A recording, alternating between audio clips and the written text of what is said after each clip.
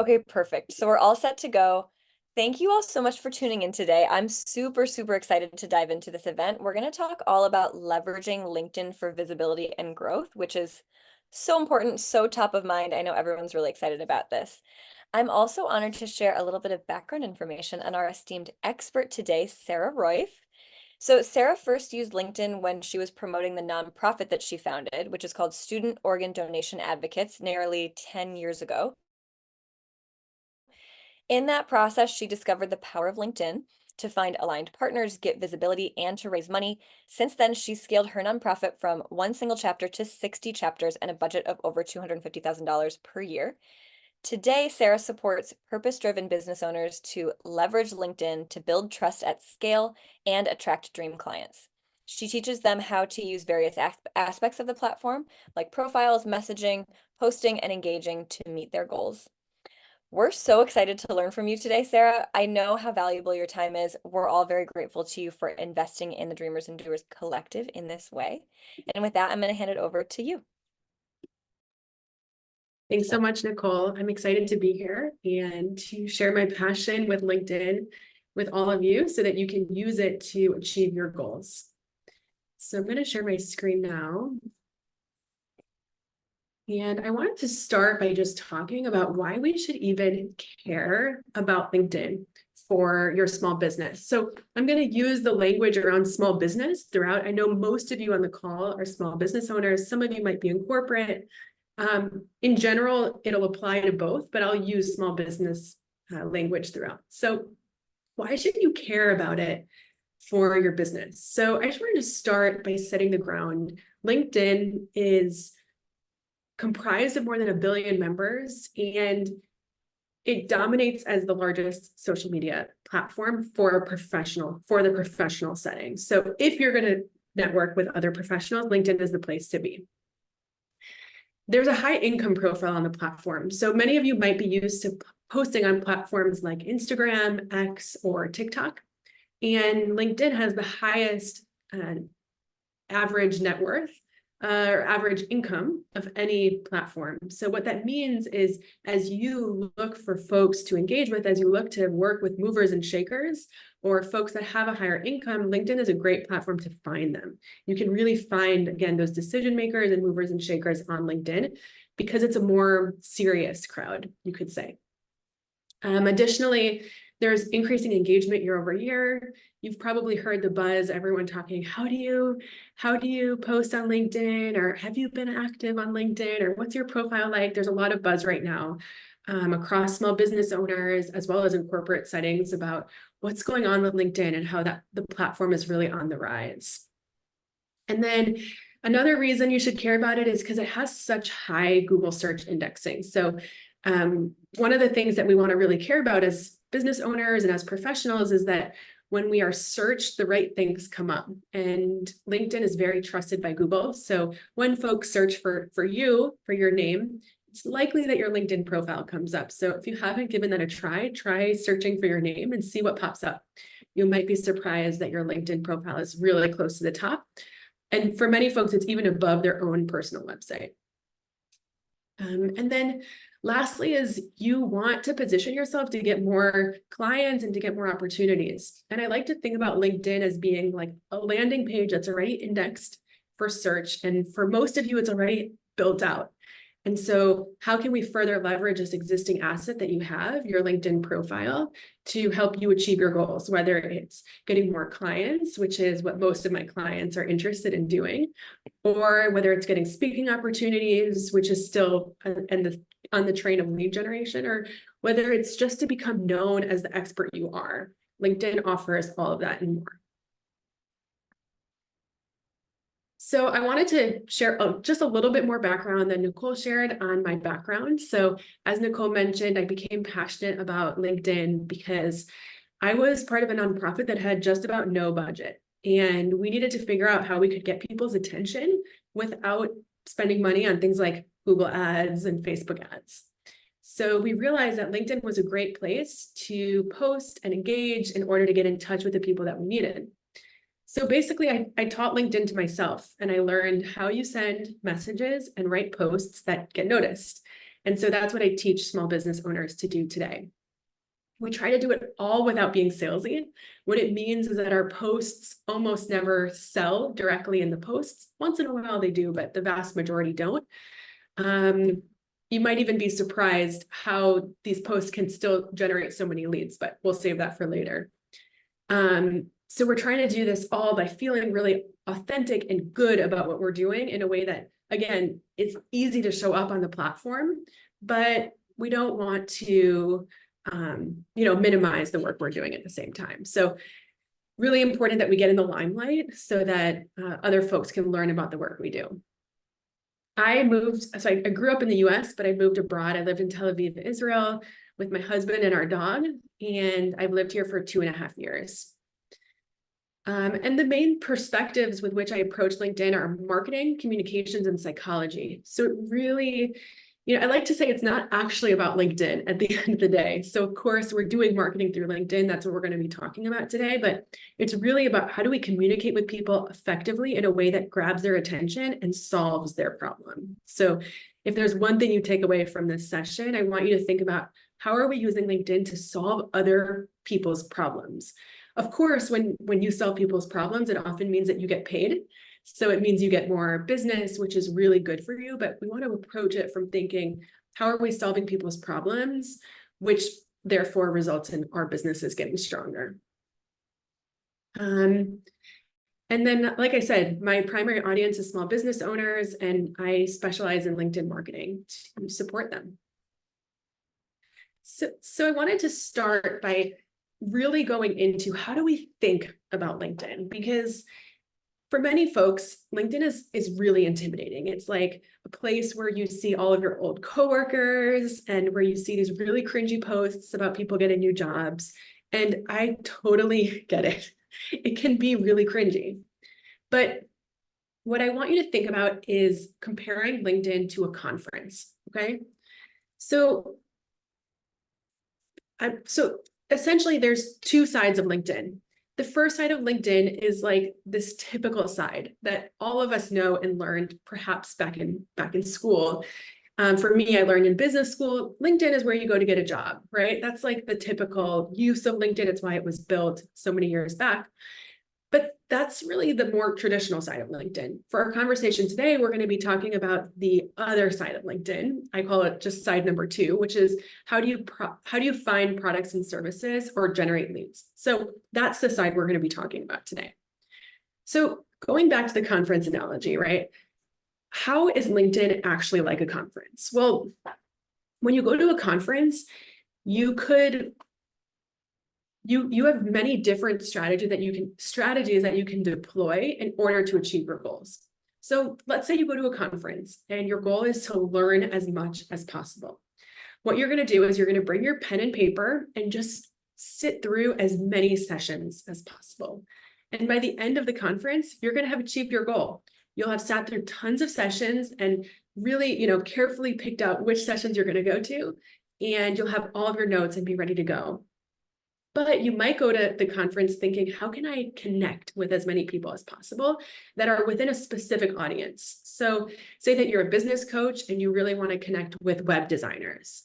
So as a business coach, you're going to go and you're going to look on people's name tags and try to find web designers, and you're going to launch conversations with them. So you might not even go to any sessions at the conference. You might just kind of go to the DMs, right? To the in-person one-to-one conversations and start talking with them.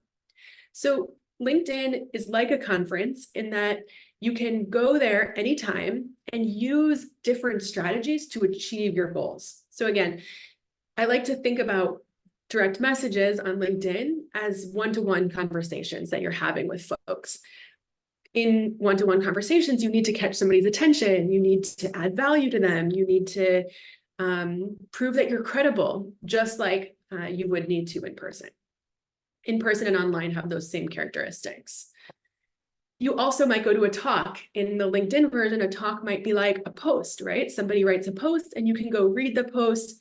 You can even go comment on the post, which would be like going up to the speaker after the event and sharing what you thought.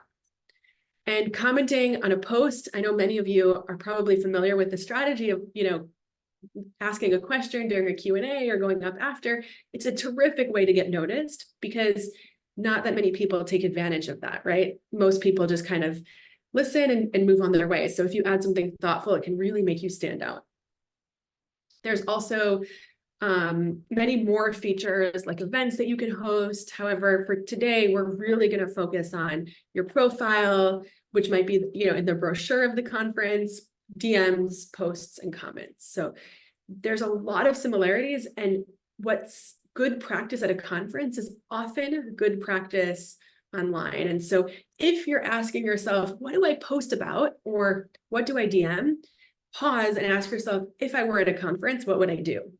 And your gut is likely going to be able to check you and help you make the right decision there. Okay, so now that we've set up LinkedIn as being like a conference that's always open, that we can always drop by and use whatever strategies we want to achieve our goals, I wanted to pause and make sure you ask yourself a key question, which is, are your ideal clients on LinkedIn? And the reason I'm asking you this is because just like any marketing platform, we need to make sure that our marketing is reaching the right audience. And so not everybody is the right fit for LinkedIn. And so before we go down the rabbit hole of, building your profile and working on your content and messaging, I just wanted to make sure that you take a moment and evaluate if your clients are truly on LinkedIn or if there's another platform. Of course, as a LinkedIn coach, I want to encourage you to use LinkedIn, but I also want to discourage you if it's not the right platform altogether. So a few ways that you can go about testing if your clients are on LinkedIn, if you're not totally sure, is just have a few conversations with your ideal clients. Ask them, what platforms do you check in terms of social media? Or ask them, what do you think about LinkedIn? Do you get information from there? How often do you go on it? So really just have a few conversations with ideal clients. Or if another suggestion you can use, another recommendation you can use is you can actually just look up clients, ideal clients. Say you've had 5 discovery calls in the past month, look up those 5 folks on LinkedIn and see if they have profiles. And you can even see if they have activity under those profiles. So sometimes what happens in certain industries, for example, is that the folks in those industries just aren't on the platform. So maybe you're a pastry chef, or you host certain type of local parties. The clients for those services might not be in the platform. So we just want to make sure that we have the starting place of knowing that our clients are on the platform. If that's the case, then we're going to continue on. Okay, so the next thing I want to talk about, now that we know that our clients are on the platform, is how do we even think about LinkedIn? It can feel like such a monster of, okay, I go on, I scroll my feed, I send a few messages, I vote on polls, I write content. Like, how do we organize what is LinkedIn? And I wanted to help you think about LinkedIn in 3 very clear buckets. The first is your profile. This is the foundation of everything that we do on LinkedIn, and it's the place to start. So if you're wondering, okay, how do I get started on LinkedIn? The answer is by updating your profile. So your profile, it's like your storefront. Say that you owned an actual in-person business, not an online business for a second, and you wanted to bring more people. Like say you had a smoothie stand near the beach. You wouldn't do marketing before you had painted the roof or painted the walls, right? You would first paint the walls, have good signage, make sure the menu was clear, then you would bring people in, right? Then you would do the marketing. So you want to think about your online presence in a similar way. You need painted walls, which is like an updated LinkedIn profile, because you can bring all the people in the world to your profile, but if they don't know what you do, then you won't get the results that you're looking for. I saw this last week with a business owner who I did a profile refresh for. So he hired me to do a profile refresh. He was getting no sales calls booked. And within just a few days of implementing the new profile, he continued to get the same amount of traffic as before, but now the traffic knew what he did and started booking sales calls. Usually my clients don't get results just that fast because they don't have as much traffic as this client had, but because he was already fueling so much traffic to his profile, as soon as we made messaging tweaks, to make it clear what he did, he started getting booking calls immediately. So that was a really, really cool result to see, and a testament to how fundamental a good profile is. So now that the profile is set, the next steps are what I call in the bucket of strategy, which is engagement. When I talk about engagement, I'm really talking about comments and direct messages. So comments on other people's posts and messages that we send one-on-one. And then there's content. Of course, that's posting. There's many different types of posts. You can do text posts, text and visuals, as well as polls. There's a few other types as well, but those are the main ones we'll talk about today. So these are the key elements of generating leads on LinkedIn. So the first step, again, is to optimize your profile. Then we want to engage with others. We would never go to a conference and just listen and walk away, right? We would go to a conference, have conversations, comment. We would be exchanging ideas. And that's the same thing we want to do on LinkedIn. And then creating content.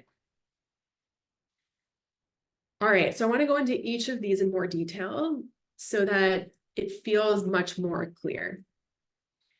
So the first thing we're going to talk about is optimizing our profile. And I'm going to show you my profile as an example because it's only so helpful to talk about it in theory. So here's my profile. And as a small business owner, what I really want to happen when somebody comes to my profile is that they join my email list, because I have an active email list where I share LinkedIn tips, LinkedIn marketing tips with small business owners. And I know that when people join my email list, they engage with me and buy from me. So that's what I use as my call to action. Many of my clients use book a discovery call as their call to action. So those are two great options: joining an email list or booking a discovery call. I would say about 90% of my clients, though, use book a discovery call. So just wanted to give that to you as a reference of how common book a discovery call is. So at the top of my profile, we have what's called the cover image. The cover image is where we can explain very quickly the results we get and what that call to action is. Then we have the profile photo. So here you'll see a profile photo with a clear background zoomed in on my face. And that's a really important piece to build your credibility. Then we have your headline. Again, a really central piece of your profile. So in the headline, I like to have two sections. The first is your title. So what do you do practically? And then the second is the impact of what you do. So again, you can start with the word helping and then explain who you help and how you help them. So helping blank with blank so they can blank is a nice template that I like to use. So who are you helping and how are you helping them is the key here. You can add a button here. So here I have a button to subscribe to my newsletter. You can also add a button to go to your website, for example. So different, again, call to action so we can get people to take the action we want them to take. Throughout your entire profile, I want you to think about telling one story. That one story is either to join your email list or to book a call as a small business owner. This is a little bit different if you have a corporate role, because on a corporate profile, the goal is more to build credibility and trust, not to get people to take a certain action. So this advice is really specific to small business owners. Then as we go down, we have the about section. LinkedIn built the about section to be about you, right? That's what LinkedIn wants you to talk about. But I want to encourage you to think about your about section as talking about your clients, not about you. And so in the about section, we can hone in on the problems that our clients face, as well as why we're positioned to solve that problem and how we solve that problem. So in our about section, we want to have the problem, how we solve it, why we're credible, what type of services we provide, and so forth. And if any of you want to get my template for how you structure your bio, feel free to send me a DM on LinkedIn and I'll send you over the kind of word for word template there. So I'm going to keep going here. We then have the featured section. You get the chance to have a handful of links in your featured section. I really like having just one link. So again, if that's a discovery call you want people to book, you can link that. If it's joining your email list like I have, you link that. So really straightforward. And it's terrific for conversions because people don't have to think, what button do I click? They just see your one link and they click that and convert over to your discovery call or to your email list. Of course, we have the experience section. Here we want to talk about what we do in our current role as well as our past role. I wouldn't focus too much on experiences more than 2 old, but really focus on the most recent experience and the previous experience. And then the last section I wanted to highlight today is the recommendations. You literally can't have too many recommendations. I want to hammer this in. Recommendations are a gold mine for your business and for yourself as a professional, because they show your credibility in a way that no other section on LinkedIn does. So what we want to do is ask former clients and coworkers to leave us recommendations, and that will really boost our profile. And similar on this section, I have 2 templates for recommendations. So if you want to have recommendations, then definitely send me a message and I'll also send you those templates. So that's the high level of your profile. Now that we've done that, I wanted to go into the other 2 sections, which, like I said, fall under this bucket of strategy. So when we talk about strategy, we're really talking about content and DMs, right? That's the main fundamentals. So content is, what are we posting? And I don't have time today to go into templates of what you can post or too much about the individual topics. So I wanted to give you some really high level meat to think about. Starting with, look around and see whose posts you love. This is one of my favorite strategies to inspire my own content. Pay attention to whose posts make you stop your scroll and hit save on LinkedIn. So when you go to a post, I'm going to show you really quickly how you do that. Let's say that this post from Sara is a post I want to save. You just click that 3 dots and then you click save post at the very top here. And then when you're going back to create content in the future, you can go through all of your saved posts and find inspiration from them to create your next post. The next thing I wanted to encourage you to do is introduce yourself. Tell people what you do. You can introduce yourself very formally, right? Let me introduce myself and tell you what I do, like those traditional introduction posts. Or you can kind of introduce people to little parts of your life, like telling people about your working space at home and how you work with a pet, or telling people about what you did on the weekend, or like kind of giving people a behind the scenes glimpse into your life. I really like to tie those posts back into what you do. So talking about clients can be a great loop back within those posts, because we do want to remind people what we do in our content. So if I were to post about, I actually have a post scheduled in a few weeks where I'm going to talk about how my dog is my co-working buddy from home. But in the post, I'm going to mention how when I help clients build their LinkedIn profiles, I have my working buddy next to me, Quentin, my dog. So you see how even in that, I'm telling people again what I do as a LinkedIn coach. I help people build their profiles, or I help them create a strategy. But I'm doing that in a way that connects to my life. So we're achieving both the goal of being really authentic and letting people in, but also just telling people what we do, because at the end of the day, we're business owners and we need people to understand what we do. The next thing I wanted to share is, you can always talk about what you're learning, right? What you're actively learning right now, or what you recently learned, things you've overcome.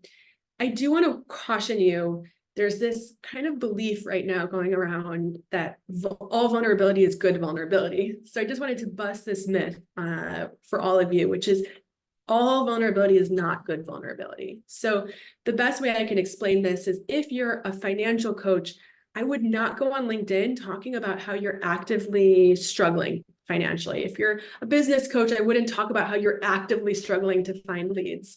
If you are a personal trainer, I wouldn't talk about how you struggle to go to the gym right now. What you can do is you can talk about your past self and how you overcame those challenges, but we don't want to talk about our struggles in the domain that people are paying us to support them with today. Just want to be really, really clear about that. It's a mistake I see all the time on LinkedIn, and it really costs people trust and credibility. And don't forget, a bad post is worse than no post. I say that because trust is broken more easily than it's built. Okay. So we don't want to post things that are going to potentially mess with our credibility. That's in our trust. That's something we all have worked really hard to build, and we would never want to get in the way of that. Okay. And then just my last comment here is tell stories. I often try to incorporate at least one story in every post. The stories can be just a few sentences long, but incorporating a story in any form will boost engagement because it really speaks to the human algorithm, right? Humans are built for millennia to know and remember stories. And so we might as well take advantage of that on LinkedIn. All right. And then direct messages. There is this really common belief that all DMs are salesy. And I get it because I get crap DMs all the time where people are just trying to sell to me, and it's so darn frustrating. I get it. But DMs don't have to be that way. And the main way we can prevent them from being so darn salesy is by literally not trying to sell. Okay, of course you guys want to sell. So what do I mean by saying not trying to sell? Well, what I mean is that if you show up on LinkedIn and you actually aren't trying to sell in the DMs, you're just trying to understand if people have a problem. The sales will naturally follow. You have to trust me on this. What I want you to do when you open up the DMs on LinkedIn is just try to get curious and build trust with people. And when you do that, you will get closer to sales. This is something I teach in my one-to-one work, is how do you build the flow of the conversation, like basically to get from first to second base is how we call it. But the critical piece is going into every conversation, not trying to sell, but trying to add value, build trust and connection, and get curious. And again, when you ask the right questions without focusing on yourself, with just totally focusing on them, you'll discover problems that they have just like you would in a sales call. So you can use search, like I said, you can use search to find relevant people, to grow your network. And you can also use search to see who's already in your network. You might be surprised just how many ideal clients are sitting within your network already. And then again, like I said, focus on them instead of focusing on you when you're doing DMs, and build trust and get curious. DMs don't have to be salesy if we approach them by not trying to sell. And I promise you, you will sell nonetheless. So before we wrap up, I wanted to share briefly how I can help you. So like I said, the number one place to start on LinkedIn is by updating your profile. So if you know that your ideal clients are on LinkedIn and you're looking to find more clients, investing in LinkedIn could be a great option for you. And my recommendation is to start by updating your profile. So if that seems relevant for you, I'm happy to tell you more about the process of updating your profile. That's where I always start when I work with clients, is making sure your profile rocks. And then after that, we talk about how do we attract clients to your profile through comments or through DMs and content specifically, as we walked through today. And I wanted to offer all of you the option to get my honest feedback on your profile. One of the really hard things about updating your profile is just knowing if it's optimized, because you guys aren't like me, spending a ton of time studying small business owners' profiles. I've audited more than 200 business owners' profiles in the past year. So I've seen all of them and I've seen all the different, variations. And so one of the first steps in knowing if your profile needs work is you just need an honest opinion if your profile needs work. So send me a DM that says, is my profile optimized? And I'll give you my honest feedback. So you can see if there's opportunity there to better convert clients. Hey, Sarah, we have a Yeah, question in the chat. Can I call one out to you? yeah, please do. Awesome. So Carrie's wondering, she says, can you say more about the point that's on your slide about shifting beliefs versus teaching? Yeah, it's a really important one.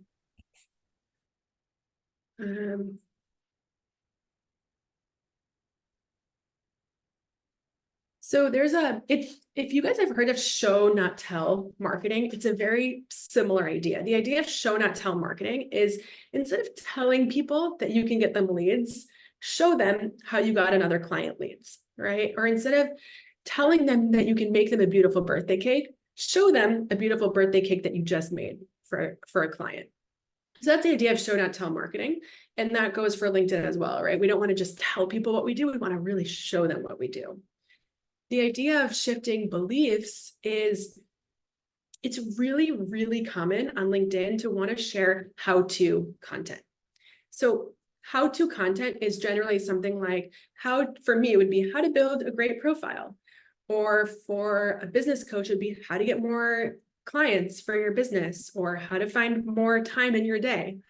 And it's common, it's easy for us as business owners to want to write how-to content because that's what we do with our clients. We teach them how to solve these problems. But I really like to reserve how-to content for paid offers. You will never, almost never see me posting how-to content on LinkedIn. Once in a while, I'll throw one in, but I don't think I've done one for even several months at this point. And the reason why I don't use how-to content on my profile and why I don't encourage you guys to use how-to content is because how-to content doesn't matter to folks who aren't convinced of the problem that they have. So let me explain this a little bit further. Let's say that you don't understand why you should care about LinkedIn, right, as the subject of this training. Well, if you don't get why you should care about your profile on LinkedIn, why would you care about how to update your LinkedIn? You just wouldn't care, right? How to update your profile doesn't matter if you don't get why it's important. And so the first step of the understanding process for the client is to understand why. So when you're presenting your business online, start with those why-based questions that change beliefs instead of focusing on how-to content. Again, it's okay to throw how-to content in once in a while, but we want the foundation of our content to be more on that why. Why does something happen? Because only when they're convinced of why do they start to ask how.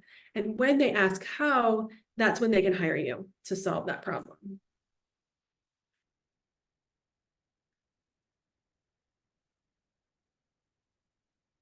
Okay, so we're done with the main part of the presentation. I did want to ask Nicole what other questions we have, but while the questions start to come in, Nicole, do you want me to take some of the questions that were pre-submitted? That would be awesome. Yeah, so I'm so excited. Let's open it up to Q&A. And while everyone is typing in, please feel free to type your questions into the chat. I think we have a couple questions that y'all shared with us via email. So I think, Sarah, you can just dive into those. And then if anybody has any other questions, please feel free to drop them into the chat. And I'll help you. I'll read them out, any that come through, Sarah. Amazing. Okay, so we'll start with the first one. So the first question I got in the pre-submission was, how do we pivot our profile from being tied to corporate roles and networking to our work as an entrepreneur? So what I wanted to highlight here is really the difference between the corporate profile and the entrepreneur profile. And that is that on a more traditional corporate profile, we're not trying to convince people to take an action. Whereas when we're an entrepreneur, we're often trying to convince people to take an action, which is to reach out to us and work with us, right? So for me, it's to join my email list. For many business owners, it's to book a call. And so that's really the fundamental difference between the two different types of profiles. As a small business owner, if you're not actively trying to recruit clients, you don't have to have the call to action. However, I find most of my clients really want to make those conversions. And so it makes a lot of sense for the majority of business owners to build their profile that way. And then in the about section, it's also a little bit different between the two. So if you have a corporate or in a corporate role, you'll talk more about your company, maybe why you're there, a little bit more about your corporate story, and a little bit less about the ideal client, right? You don't have an ideal client in a corporate role, so you can leave that section off. Okay, so the next question I get all the time is, should I invest in Sales Navigator? I will just give a blanket answer, which is no. You don't need to invest in Sales Navigator unless you're using LinkedIn at scale. So if you're recruiting for a group coaching program 4 times a year and you're doing a lot of direct outreach, you might want to invest. But for the vast majority of business owners, you won't need it. And before you invest, make sure that 3 things are in place. Number 1, an awesome optimized profile. Again, if you want to know if your profile is optimized, just DM me and I'll tell you honestly if it's optimized. Two is you should have a working content strategy. So that would be posting, usually I recommend 1 to 2 times a week, about what you're doing, what you're learning, what you believe, right? All the different topics that we've talked about. And then a working DM strategy. So you feel comfortable in the DMs, getting curious and building trust so that people share their problems. And then, of course, then you can show them how you can solve those problems. So without having a working content DM strategy and profile, I wouldn't invest in Sales Navigator. If those are working, Sales Navigator can help you get to the next level. And Sarah, we do have one question that just came through the chat. Yeah, So Benny let's do it. wants to know what's the way to use a business page on LinkedIn? Okay, so I'll just make this really simple. If you are a small business owner, you should have a business page, but your business page can be relatively bare. I'm going to show you mine as an example of how bare it can be. The first, so what we're going to do, we're going to go to my profile and we're going to scroll down to founder at Communications with Sara. So Communications with Sara is my company. It's really important that you have a profile so that a logo pops up here. That's why you need a profile. It's that simple. If no logo pops up here, the experience does not look credible. So make sure you do have a company page. However, when you click on it, there's like 2 important things. The first is that you have followers, okay? We want to make sure we have at least, I like to use 200 as a benchmark, but you could use 100 if you wanted. And the second thing is that you have just basic, the basic about section set up, the right name, cover photo if you want, a logo. That's about it. You really don't need to do anything from your company page, especially if you're running a solo or very small shop business. The reason why you don't really need to worry about your company profile is because individual company pages get so individual LinkedIn profiles get so much more engagement than company profiles just based on how the algorithm works. So while you totally can show up and post on LinkedIn once or twice a week, I would just take all of the energy that you were going to put in the company posting basket and put it in personal posting. So my advice to you would be build a page and leave it and basically never touch it again unless you need to update the about section, or you can share an update from an employee. If you have like an agency, the advice is a little bit different. It's a little bit, we do want to have some amount of posting, but in general, for most small businesses, it's way, way, way more important that you have that individual profile strategy all built out and working. You'll get way more bang for your buck that way. Awesome. And we have a next one too. Oh, and Benny says, thank you so much. I've been focusing on the business page more than my profile, and I'll switch gears. Also, a follow-on question is, what are your thoughts on starting a newsletter on LinkedIn? So I'm somebody who uses my I'll start like this. I like to think about both the advantages and disadvantages of LinkedIn because we have so many choices as marketers for our own business, and we get to pick, right, which levers we choose. So LinkedIn's really awesome for its ability to post and build trust at scale. For me, I've chosen to use email-based newsletter because it's so important to me that I have my own platform, right? You own your email list in a way that you don't own your LinkedIn following. So that's why for me, I chose to build an email newsletter versus a LinkedIn newsletter. What some folks do is they'll actually take that email newsletter and put it on LinkedIn, just same thing as a LinkedIn newsletter, which can be a nice way to get more visibility. Another option that you can do is you can do a LinkedIn articles.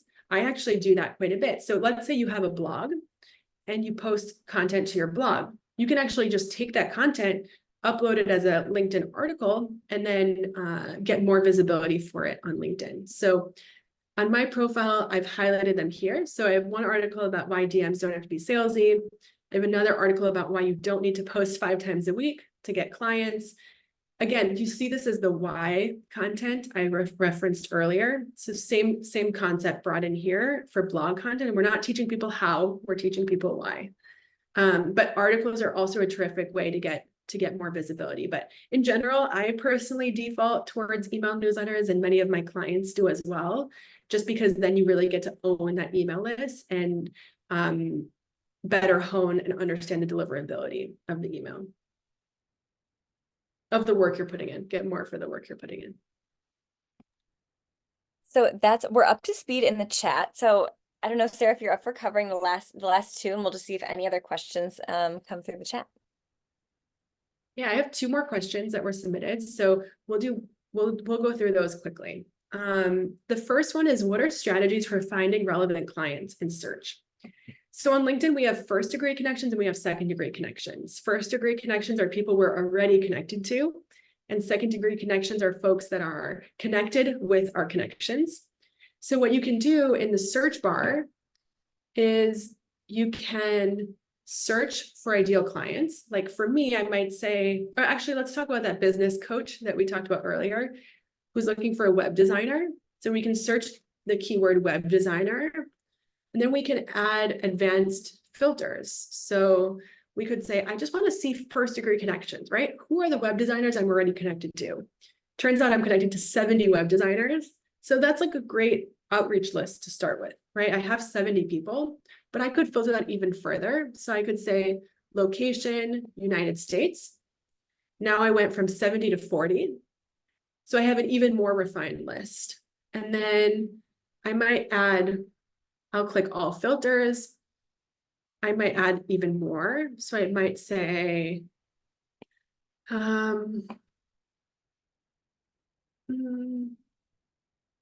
let's see if there's any other relevant. Someone who went to my same university. That's a really nice, shared connection here. Okay, I have 3 people. So now I know for sure I should reach out to these 3 web designers who went to the same school as me. So that's how you can use search to find ideal clients. And remember, you can play around with this first and then second degree. As you go out, you'll have more results. But of course, you're going to then need to connect with them in order to be able to message them, unless you pay for a more premium account. Okay, and then the last question is one of my favorites, which is, how do I know which friend requests to say yes or no to? And a lot of people feel really guilty saying no. And I just want to give you permission to say no to any friend request that doesn't make sense to you. So the first question I would ask when you get a friend request is literally just that. Does this friend request make sense? Okay. So if I get a friend request and it says the person's in Dreamers and Doers, it makes sense, right? We have shared similarities. We're both part of Dreamers and Doers. It makes a lot of sense. I'll accept that connection request. If I get a connection request from a web designer, I realize that they have a small business. That's the type of person I work with in my company. They could be a client. I'll say yes to that friend request. But if I get a friend request from a web designer across the world, who has 10 connections and none of them are shared and has never posted, I'm not going to accept it. Or at the same time, you'll get connection requests from people with 70,000 followers and you see their posts just don't make much sense, or they're AI generated. Again, you don't owe anybody a yes to your friend requests. So ask yourself, does it make sense? Would this person be a potential client or partner? And do I want to learn from this person? If the answer is no, I encourage you to just decline that request. And same thing, if you get pitched in the DMs and you find that the person is being just totally tasteless, you can block or disconnect from them. I really want you to think about using LinkedIn in a way that meets your needs. It shouldn't be a place where you feel spammed by past coworkers and random connections. This is your platform and you get to shape it to see the type of content that you want to see. There, we're getting like shout outs for helping us set boundaries by saying no. So thank you for that. That's awesome. One more question that just cropped up in the chat is, how many leads do you personally get from LinkedIn versus other lead generators like newsletters? I think about it all as being an ecosystem. So for my business, it is something I track where my leads come from, but it's not something I think too much about, because my marketing strategy, for example, is twice a week LinkedIn posts, a handful of DMs outbound per week, and a weekly email newsletter. That's the majority of my marketing strategy. So my leads typically come from LinkedIn, email, referrals. Those are the main sources, as well as a few community groups I'm part of, like Dreamers and Doers, and a few Slack channels.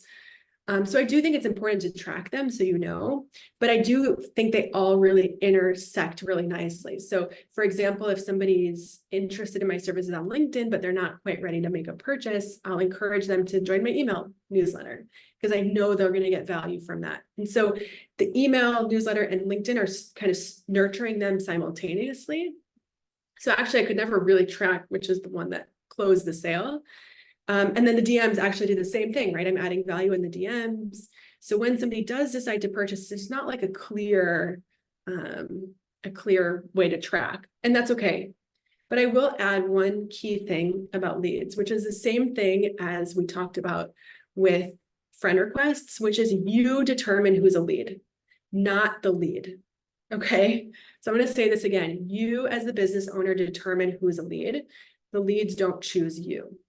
What does this mean? It means that if somebody inquires about your services and they're a bad fit, you do not need to follow up with them. They do not need to even make it onto your leads list. And it goes the other way as well. If you identify that somebody would be a great client for you, they don't have to know about you yet, right? They don't have to say, I'm a lead. You can say that person's a lead. I'm going to add them to my leads list and I'm going to follow up with them accordingly because you've decided that they would be a good client and that they're worthy of follow-up. So I really want you to start thinking about leads in terms of who do I want to work with and who do I want to follow up with, not who wants to work with me and to be followed up with by me. Your leads list should entirely serve you as the business owner. Sarah, I think we're up to speed in the chat. So any other live questions before we wrap up?